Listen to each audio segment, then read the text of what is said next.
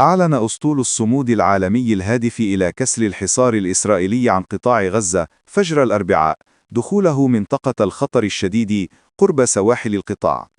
ووفقا لبيان الأسطول، اقتربت سفينة حربية إسرائيلية ضخمة مدعومة بزوارق سريعة وحاصرت سفينتي القائدة والسيريس في محاولة لعرقلة مسار القافلة.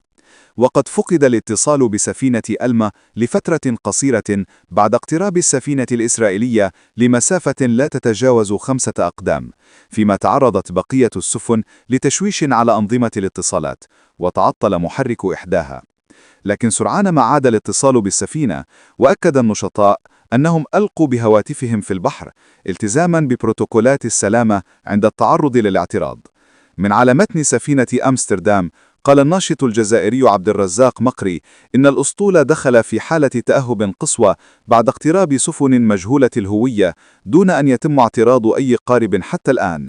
وأضاف: الأمور مستقرة حاليا، وما حدث مجرد محاولة ترهيب، مؤكدا أن الأسطول يواصل طريقه بهدوء، فيما يرتدي جميع الركاب سترة النجاة تحسبا لأي طارئ.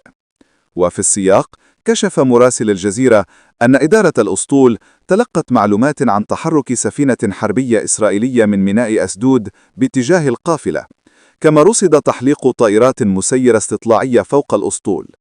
الجدير بالذكر أن إيطاليا وإسبانيا كانتا قد أرسلتا الأسبوع الماضي سفينتين لمرافقة القافلة بعد تعرضها لهجمات بطائرات مسيرة ألقت قنابل صوتية ومواد مثيرة للحكة قبالة السواحل اليونانية.